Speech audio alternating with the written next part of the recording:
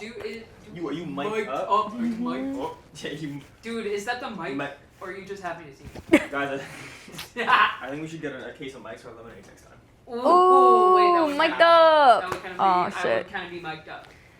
Okay. If that were the case. That'd be mic'd up. Okay, I would so- totally be mic'd up. whenever you're ready. Alright. I'm ready. Alrighty. What is your name? My name is Lexi Dyer. It is nice to meet you, Oh, it's Lexi Dyer. nice to meet you too. Would you consider yourself punk? Somewhat. I think I have punk inspiration and like ideals, but I wouldn't completely consider myself punk. But you know what? For fuck's sake, I'd say yes, maybe. Why wouldn't you? Just because I feel like music specifically, I don't say I listen to enough of the music on my own time, and I feel like that's a really important part of like punk culture is like being like educated about the music, but on like a political level, and also the way people I hang out with and what I kind of surround myself with and what I do aligns a lot with, you know, being punk. So I guess, you know, yes and no. Mm-hmm. Alright, word. And where did you grow up? Where are you from? Where am I from? I'm from Vancouver. Yeah? Fuck ass Vancouver. Yeah? Yes. And what was life like in Vancouver? How was growing up out there? It was really beautiful. The nature is gorgeous. The community is a lot different there though. It was pretty hard to find a kind of alternative group until I got into high school. And then I kind of like grabbed my people and we started going to shows around like 16 years old. And the Vancouver shows, like they started off super hardcore and then it just all suddenly like all those venues started closing. No one wanted to go to hardcore shows anymore or anything like, so shoegaze kind of took over and it just, I don't know, I felt like there was a huge loss of that kind of like just where punk, or I don't know, you know, I don't know what I'm trying to say, but you know, it was like a loss of like where you kind of fit. Yes, where you were. Exactly. And so that's kind of happened, like started like around like when I was 18, and then that's when I came to Toronto and I was like, holy shit, it's not over. Mm-hmm. There's more. There's so much more. We're so back. We're so back, yeah. That's fair. Mm-hmm. So the hardcore-ish scene in Vancouver, Mm-hmm. I guess you started going when you were 16. Yes, Is yes. there like a kind of all ages kind of big, was there like a big push for There that? was, yes. At first there was all ages. It was like even super like, you know, it didn't matter what music was playing. It was open to everyone. The venues were accessible and that's what was so important about them. And that's kind of what stopped. And, you know, kids stopped going to shows and like the youth like is so important to show up because that's like how you keep kids off of other things. And like, it's just such a, like, it's a good place to be. It's a good being out and being, in, you know, involved in music. It's important. And so when you stop letting kids into venues and stuff because of age restrictions, and we just go right back to where we started. Yeah. And you just lose that kind of influence it has on them. And I don't know, I felt that with a lot of like my younger like generations that I was seeing is like they're not going to shows like I was anymore. And so, yeah, but I think, yeah, all age shows are really important. Yeah, I think so. Yeah. And then it's like, I guess then moving to Toronto and everything, there is, I think maybe an all ages scene. I think it's really good. I love seeing like kids show up at shows, and like even though sometimes like I don't, it's like I don't know, the energy is so much, you know, it's different, and it's good to feel that like there's still that here. And do you still go to all ages shows? Yeah, we go to all ages. Like I feel like we don't really like discriminate whether, you know, all ages are 19 plus. But yeah, no, I'd say it's still go. Now that you are 19 plus. I know. Oh my The world god. is your oyster. Crazy. Mm-hmm. But I knew being back then, not being able to go to 19 plus shows, and like in Vancouver, some of my favorite like bands that I've been like following, I wouldn't ever be able to see them because they'd always play 19 plus. Mm-hmm. And I was like, fuck, I was 18 and then came here 19. I can go anywhere. Yeah. Yeah, exactly. And then and venues were shutting down out there too. Like one after one. Yeah. I was literally there was a Vancouver band that came here last week and called The July Effect. And I was talking to them. Yeah, they're really, really good. Shout out. But I was talking to them, and a lot of our venues are shutting down, and they'll pop up for like a month or two, a new one, and it gets shut, like they're just not sticking. And we have like maybe 2 good ones out there right now, it sounds, that are still open, and one of them is shutting down. So I'm scared the music scene is dying there. Yeah. I fear. Are a lot of the venues like DIY or Yeah, okay. 100%, yeah. A lot of just a random, like, area that a new kind of name comes up, and they'll like buy out the space and get some people to play there. But yeah, like I said, never sticks around. Yeah. So it's like houses or like parking lots or Yes. whatever. Yeah, basically, yeah. Yeah, and that's kind of the thing, is like the kind of more corporate venues versus the smaller spaces that, I don't know, what would you say is more important to the scene, I guess? I mean, of course DIY venues, and like, because that's our community. That's our, that's especially like, that's just, you get different music, they pull different bands, I don't know, the bands that like, there's corporate kind of, more like established venues have their like rotation, they'll pull other ones, but it's pretty like hard to get, if you're just starting out in a new band, to kind of get your name in there if you don't already have yourself established. So DIY venues are important for everyone to, if for smaller bands, for smaller, like even if you just want to start kind of curating yourself and I don't know, start making your own venues and doing like that, it's important to support that because it's our community. Yeah. Yes. And like venues out here are shutting down too. Yes, they are. It's really sad. So many of them, which sucks. I feel like I'm seeing one every week now. Exactly, like the Velvet Underground. Velvet Underground's gone. Seascape is going. Like, there's so many more. Yeah. There's just so many that are going. It's really, really, really fucked up. It's fucked up. Have you been to any shows at the Velvet? I haven't, no, but I've heard about it. It seems really, I really want to. So it shut down already? I think. Because I was literally there the other day. End of September. I was by the area, okay, and it seemed like it was still running, and I want to go before they shut down. Yeah, because I've heard a lot of good things. It's always putting on shows there. But it's going under too, and it really fucking sucks. Yeah. And then, so you kind of grew up with this music. Yes. Yeah, Fortunately, like I'm so happy that I had that in my youth and in my life, and friends who wanted to go to shows with me, and like who wanted to kind of didn't judge me, I think, most importantly, for doing that kind of stuff. Yeah, or at least there was some people, but I could somewhat ignore them. Yeah. Yeah, and then you had like your own little group, and we're just going to do stuff now. And yeah, exactly. And like even back then, we were always kind of in our own little world, like not letting, and because people would think it's weird, and they think it's like for the way you dress, the things you listen to, especially in Vancouver, because it's, there's very, very, what's it called, like a hard line between those types of people and the people who judge those types of people, like alternative people. Yeah. So to have that alternative space to be in is incredible. And like, I don't want to hate on Vancouver because we do still have a great community. And the Goldman's out there. Piss. Oh, yeah. Oh my gosh, I've seen Piss before. Yeah. Yes, oh my gosh. Yeah, and they're coming here in October. Really? Yeah. Oh my gosh, she's the one with like the long braids, right? Oh my gosh, yeah. I've seen them before in concert. They're really good at a venue back in Vancouver.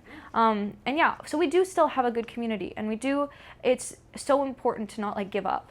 And the people that are like running the like roots of the Vancouver alternative community, they are trying so hard, and like there is so much effort being put in and so much people trying, and that's all that really matters. As long as there's like that like 5 people trying to keep it going, it can't die. Yeah.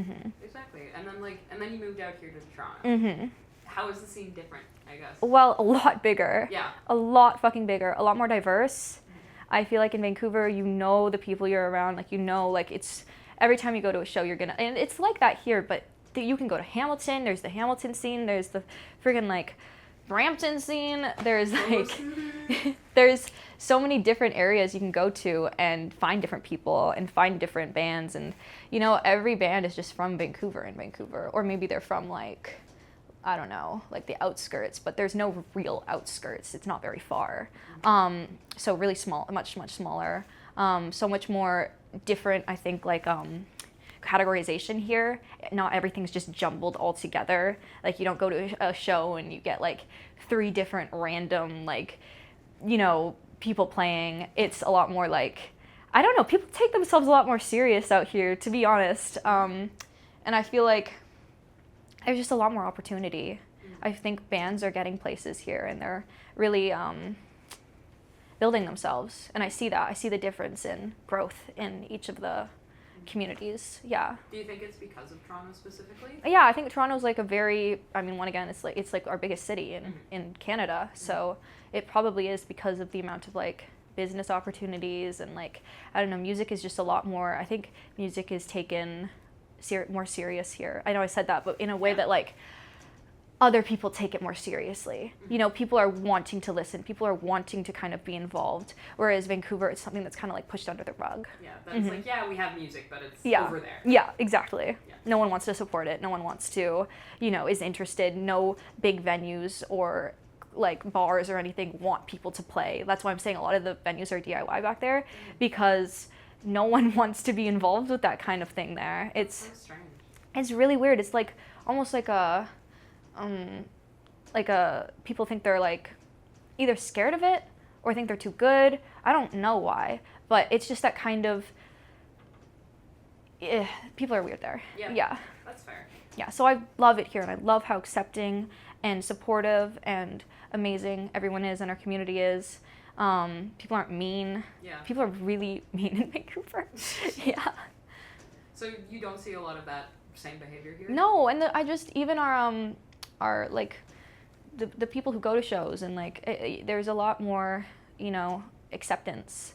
And even though it can be kind of cliquey sometimes, and you know, there's always that feeling of never being like good enough to be, or like feel you're like a real punk, like, you know, like like even like when you asked me at the beginning, I'm like, I don't feel like I'm a real punk, but it's just kind of like I have that ingrained in me that there's a way to be. There's like a threshold. There's so it's a lot better here. I really, really love it. And the DIY culture out here, is it like different? Yeah, it's a lot more established. Yeah. Oh my gosh, Voss, like, come on. Fair enough. There's nothing like that in Vancouver. Yeah, it's so much more established, so much more taken seriously. It's, people aren't like flaky. They, and that's just because like people are strong-headed, and they're so much more, I think, willing to work and willing to collaborate as well.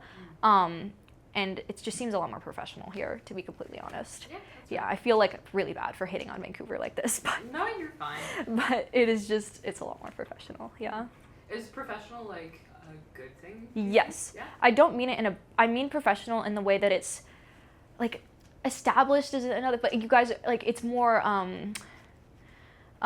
it works better. It's successful. You guys have it's successful. I think that's maybe the word. It's you guys have figured out a way to do things. You are organized, just like words like that, you know, that, not to make it seem like it's professional, but it's a lot more successful. Yeah, I think. That's cool. That's fair. Yeah. Is there, and again with that, it's like the few like DIY guys that are going around and doing stuff now, it's like there is a big push for that kind of like caring about things and caring about your community and caring about like, especially what's going on at Dufferin's Grove right now. You have to be always like aware of the places you're in and how that affects, like, you know, extremely, yeah. Yeah, and it's like it affects other people. Yeah, Can you talk on that, maybe? Yeah, well, I mean, it's like because if you are like putting on shows, and if you are a part of the community, that comes with also like I don't want to say political, but yeah, like the political and the kind of like being a part of your community. What does that mean? Who are you supporting? And what's like, you know? And so if you are a DIY venue, like, or a place that puts on show, or what's it called? Like an organization. Promoter? Yeah, promoter. Yeah. You can't turn a blind eye to the things that you could be outwardly supporting or not supporting by not saying anything. Yeah. Or you have to always be aware of who you're affecting, what you're doing, and how you can use your platform to support your community and support what you're like pushing. Yeah. Yeah. Extremely, yeah. Yeah, I think that's really important. Yeah. Especially it's like the city of Toronto wouldn't be the city of Toronto without its people. No, and we need to make change. Someone needs to make change. So if people who have a voice like can do it and have platform, that's what it's using your platform, and and using your pull of people, because like these promoters have such a pull of people want to see this music, so you can tie that to what you're supporting with this music as well, because a lot of punk and like alternative music has those roots of like political backing, and yeah, exactly. You can't like listen to punk music and not also Know what follow they're the saying. yeah, exactly, Yeah. exactly. Okay. That's, I think, a fake punk. Yeah. Is not knowing What the fuck you're listening to. Yeah. And what, yeah. Yeah. Exactly. That is very fair. All right. Switching gears a little bit. Yes. How was your first show? Do you remember that? I do. Do you have a story? I do. So I was I guess just turned 16, and I had kind of like, I'd been really in like, I was a cosplayer, I was like a really kind of a loser. I was a really big loser. And I was looking for more losers to hang out with and more loser things to do, because all of my friends were not doing what I wanted to do. And so one of my friends who I played D&D with, they were like, there's this venue, because they listened to like, we both listened to a lot of the same music. Like what bands? Like, oh my god, back then, like, 16-year-old Lexi. oh my god. I was listening to like, okay, wait, let me like create a list in my head. You got it. This is hard It's all good. and also kind of embarrassing. You're fine. Dude, I was listening to 21 Pilots for like most of Right? Like, I don't want to Yeah. say, I don't know if I want to say what I You're was listening fine. to at 16. I'm It was like mindless self-indulgence and The Garden. I listened to a lot of The Garden, which I still listen to, and they're good. And like, what else? Like, a lot of like, I listened to a lot of like Visual K music, and like what was I listening to back then? Like Versailles, and a lot of Bucktick. I love Bucktick. Bucktick's really good. That's right. Miyabi's, he's incredible. And so a lot of different music. Yeah. A lot of like, but I was really into anime and like I don't know, because I was looking, I'm like, what am I not accessing? That's it. It's anime. all the anime, J-rock, J-pop I was listening to. That's what it is. Yeah, so let's maybe just, but I was like, I'm open to all music. I was open to all music at that time. And my friend was like, okay, so there's a venue at the time, like, do you know what, like, the Hastings area? I mean, everyone kind of knows, like, that area in Vancouver. So they're like, yeah, venues in Hastings, we should go. And I'm like, I don't know if my parents are going to let me go to Hastings by myself. And then I asked, and they were like, I mean, if you're with a friend and if you get home early enough, you could probably go. Cool. So I went, and it was such a gross kind of like, you went through the back of an alley to this like rotting shed, and it was called, oh no, it wasn't a shed. It was a building, but it's still the back. Kind of a And it's called the Bullet Farm. Bullet The Farm? Bullet Farm. Cool. It's beautiful. And I forget the band that was playing that night, but there was like a bunch of old men, and they were really hardcore, and that was my first mosh pit. And it was such a violent mosh pit. It was because they were all just old men. Because that's like push pitting or? Yes, Oh, push wow. pit. People were throwing people. People were like it was pretty intense. Like, just, how the old men mosh. Yeah. But I was like, I loved it. I had never felt so like, I was like, this is like, I can punch people and not get, arrested? Yeah. I can punch old men? Yeah. Are you kidding me? Yeah. And Sold. I don't know why. It's just because it was such an intense first show.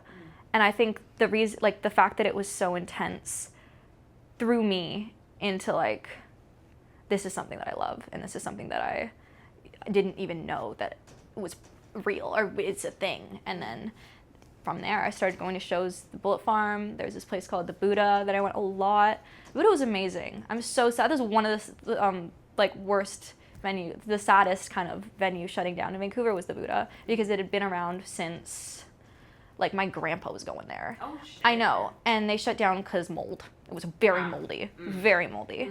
But that was really detrimental. That was so sad. And then the Bullet Farm's gone. Yeah. Yeah. But your grandpa was going there? Yeah. Was your grandpa punk? Yeah. I don't, like, yeah, but he's also just kind of like crazy. So Okay. he was, Okay, cool. like, I don't think he, like, back then he definitely was listening to the music but now he's like he flipped the switch. Ah. He's a Trumpy. Oh. Yeah, no, not. I didn't want to give him any like credit because he's not a good man. Okay, John from System of a Down moment. Jesus Yeah. Christ. But yeah, I told him I was going there, and he's like, "Oh, back in my day." Yes, and so it was really sad that shut down. And yeah, like I said, Bullet Farm's gone, and yeah. And all these places that you made like your first fray. Into, Yes, like, yeah. exactly. These places that I was like, this is like a part of me, and was the reason why I am the way I am. And the other like youth and kids, and because they were both, even the Buddha was a very like all ages kind of place to be, and so those venues just don't exist anymore in Vancouver, Crazy. and it's just killing the alternative youth, and it's very, very sad. Yeah. And then like moving into like Toronto and everything, Mhm. it's like you brought that with you. Yes. Yeah. Yes. You brought like all the philosophy and everything. Exactly. With you. And then do you have a first show in Toronto that sticks out to you? Oh my god. Yeah. Oh my god. What was my first? Well, it was that like. What was my first show? I think I remember it was that band that ended up like breaking up really fast after, with that really weird guy in it. That was my show. It was. Was that your show? It was a Pretty Face show. Okay, so it was a Bar Orwell, Bar Orwell. which doesn't exist anymore. No, I don't think so. No, right before it shut down, it was the only show we went to. It's the only show I went to at, well, only show I played at Bar Orwell. Mm. And yeah. Yeah. So Bar Orwell, Pretty Face. Yes, Yeah. and this other band that We don't. redacted. Redacted band. Redacted band. Abrax Reflex, and they were really, really Oh yeah. Who? Abraxas Reflex. Or Gravis. They were probably They cool. were very cool. They yeah. I know they're like decently prolific in the scene still, aren't they? I definitely keep hearing that name. Yeah. Yeah. I see T-shirts at New Friends Fest every year. Yeah. So that was kind of crazy. It was Yeah. amazing. It was great, like seeing Tina play and like getting Tina and I our real bro bonding. You're like really started it there. best But bros. the people at they were the band that I shall not be named, or weirdos, did not make me feel safe. That's So They're gone now. they're gone now. Mhm. But besides that, I had a really good time, and I've been having an incredible time going to shows with Tina, and so privileged the fact that I get to be involved in their life and Yeah, with how music. did you end up at that show? Did you know Tina before? Yeah, we met at the Team U dorms. Yes, and we were on the same floor, same program, and we're like, we should probably be friends, Yeah, you know? worked out. And it worked out really well, because then you learned I liked to go to shows, and Yeah. you're like, what? I'm also a show. Yeah, I'm also a show. Yeah. So yeah, that's how that happened, and then we just kind of got closer and closer, and now we're here. That's how that happened. That's how that happened. Mm-hmm. Yeah, and now I'm just like your official groupie. Yeah. Yeah. Yes. The official one who comes to every show. Yes. Yeah.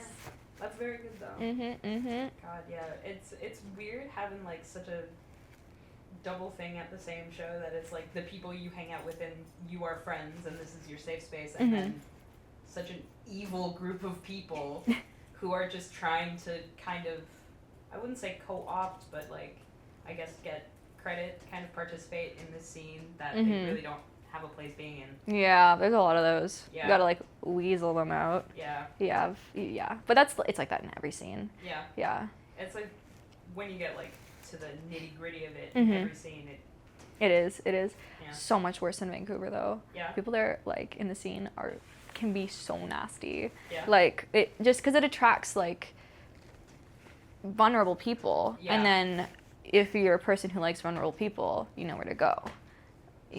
So I guess I never thought about it like that. 100%. There was a lot of like times at all ages shows where I'd see like these girls on the street so drunk, and they're like my age, and weird fucking like 50-year-old men who like are acting like they're with their daughter at the show, trying to like talk to them, and I go up to them like, where's your fucking kid? Go away. This isn't your kid. Like, and like offering them a ride, and I'm like, you're disgusting. Yeah. What the fuck? Yeah, no kidding. So I don't know. You always just, there's that sense of like, because I knew someone would do that for me if I was in that situation. And that's what's good about the punk community and the alternative community, is that there's people that are going to look out for you no matter what. Yeah. You just kind of have to find them. Yeah. And there's people that are going to take advantage of you. It feels very split in half. It's very split in half, yeah. Mm-hmm. For the vulnerable people and the not. Mm-hmm. Yeah.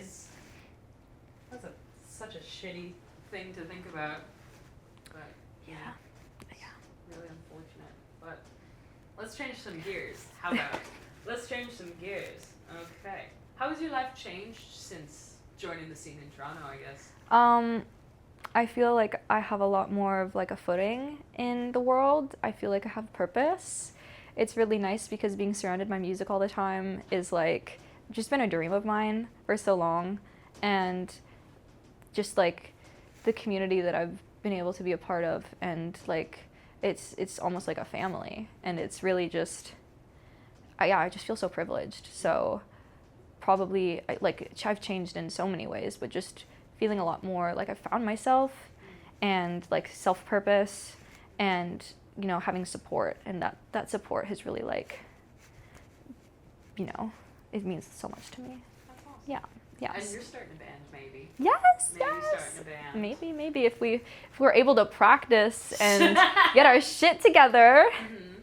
But yeah, hopefully things will go good with that. Yeah. I'm very excited, and I just the people I think all that matters to me is like the people I play with, and being able to get to hang out with them. Yeah. And I mean, you've got a good little group. Right? Yeah. They're so fun. Yeah, I love them. Yeah. So, yeah, I feel like my life is just so enriched because of it. It's like I can't imagine people who don't have like something like this to kind of be a part of. You know, I get why people go to church and stuff like that, because just to be a part of a community is all I think that like humans look for and want, and just to have that purpose and have the other people with the same purpose around you, you feel a lot less alone. Yeah. That's so good. That's a really good, I guess, way to put it. Mm-hmm. That's very nice. And then I got a billion questions all the time, but who knows? Yeah, I guess politics in the scene. Mm-hmm. Are there issues in the scene currently? I know we've covered a few. Yeah, I mean, it's like, where do I start? Yeah, exactly. Like, I mean, issues with people being, I think just like one of the biggest ones is the amount of like, kind of, I mean, at least for, I don't know, just the amount of like songs and things and people being like, you know, bodily autonomy, you own your body, don't like, you know, you have the like, you know, protecting like consent and like all that stuff, and yet there is such a huge problem of like people getting touched and people like being stalked and people being, and specifically like AFAB and effeminate people being targeted, and it's just so terrible to like so many, there's such a big like obvious thing in the scene that's like don't like, you know, against assaulters and against people who do the things like that, and yet it's like riddled with them, and they just like, I don't know, that's always something I think about whenever I go. I'm like, okay, I feel like it's such a huge thing for everyone knows, like consent comes first, like people like, you know, and so that's the number one, like that's a pretty huge problem. And then also people like listening and being a part of the music and not actually taking part in like any of the things that are happening right now in the world politically, like people who don't like, I don't know, who aren't aware, like, because I could bring up a lot of specific yeah, like let's just say like what's happening in Palestine right now. Yeah. People who are not even just ignoring it but not doing anything, are just passively, you know, living, like, and you are a part of it. You need to in order to be a part of the community, you need to make action, and you need to I don't know, you know, I'm trying to find the right words for this, but it's frustrating to see people who want to be a part of the alternative community but don't actually want to, you know, make change and kind of are able to turn a blind eye. I think that's it. That's perfectly it. People who are able to turn a blind eye and say, well, I'm in Canada, it has nothing to do with me, or well, it has everything to do with you, because we're all human. And there are people, it's just, people are able to make really stupid excuses to not, participate and make action, and even just having conversations about it, and even just being aware and educating yourself. There's so many things you can do that aren't like, it's just say that you are not experiencing it, so why should it affect you? Or to say that, it's such ignorance, and it's such just, when I get frustrated, it's hard to like speak, but it's really, really painful to see people take advantage of communities, like, not take advantage, but just like use a space so safe and so accepting, and not actually participate, and not, add to that, and and follow this, or not follow, but support the same ideals. And it's just baffling the amount of people there are in the scene that are able to do that, or that just, you can. Do you think social media has made it worse? Yes, 100%, because now it's so easy to just like repost or redo, you know what I mean? It's so easy to just kind of be like, okay, I've done my duty. Yeah. And it's like, well, are you still continuing to educate yourself? Or do you know the sources you're getting these things from? Where, like, who, like, what action are you actually making that's not just following a trend or following your friends, or, like, why do you specifically care about this thing? Is it because everyone else cares about it, or is it because you're actually upset? It's all about, like, intention. And so I think it's a really good thing to speak up and to outward, like, but if it's like, what's your intention with is your intention to seem like a good person, or is your intention actually because you care about these things? And you can always tell the difference about what people are reposting, and about if they're actually posting like informative, like things that are factual and that are like, or are they posting like photos of disgusting, like, and just constant, like, you can tell the difference of where the things are coming from. That's kind of what I'm trying to say. Sorry. Yeah. No, Very, you're right. yeah. You are right. Yeah. Yeah, because it's like, it's so easy to like not check your facts Yes. these days, and Yes. just see like a pretty infographic. Yes. And there are like people who are working within Toronto that are making it so easy for you to take action, Mhm. and still a lot of people don't. Mhm. Exactly. Yeah. Ooh. You're very good at talking about this. I need you to know. Okay. Your passion comes through very clearly. Ooh. I know sometimes my words don't come out right, and I repeat things and I stumble, but it's all because I have so much to say. That's why I like writing instead of talking sometimes, because then I can just like. Tip-cat. Yeah. Yeah, that is fair. I do have a question for you. Mhm. Do you ever go to Cinecycle? We've been, haven't we? Yes, that was that show. Yes, we've been once. That was the Yes. show we fought each other. Tina and I fought each other. Like, seriously? We seriously fought each other. Like, punches were thrown. Punches were thrown. Blood was drawn. Almost. What? I'd like to say. What? We'd like to believe. We'd like to believe that one of us was gonna bleed eventually. What We happened? like to believe we're strong enough. Yes. Okay. Yes. What the fuck happened? Gobble show. Okay. Split the pit. Okay. Gloves thrown in. We look at each other. We're dressed up as ICP, and so we're like, Oh, the Halloween show? yes. It's our first and only time there. Mhm. Yeah. Yeah. That's fair. That was a while ago. Yeah. Oh yeah, like a year ago. Yeah. Years. Year or 2 years. 2 2 years? This is during first year, yeah. Oh gosh. 2 years. 2 years ago. What you- Gobble is no more either. No, I know. Cinecycle Hunter's isn't gone. I don't think he's dead. He's gone. I don't think he's dead. He's gone. He's in London. He's fine. He's in London. He's okay. He's okay. But yeah, Cinecycle's not putting on shows anymore either. Man, Yeah. they were a good event, or they were really small, but still really good. You get to be close to people. Yeah. Did you hear anything about why they shut down? No? Why? I mean, don't know yet. what? I don't know yet. Oh, I just thought like you're ringing it. Like you didn't. You don't. Cigarette in the washroom. Hmm? I thought it was Cigarette in the washroom. Yeah, I heard that a Damn. person was smoking a pack of cigs and the fire alarm went off. But Damn. And everything are wet. I guess. Ooh. Or something. The fire alarm went off, and then afterwards what I heard was that they got shut down because like that instance was like what caused the investigation of like health and safety or whatever. Yeah. Well. All right.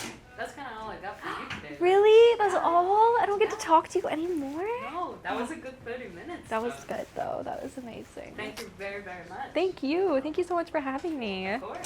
And then, the whole squad is here. And then, I'm going to get you to sign your name and the date on this piece of paper. Actually, that fucking reminds me.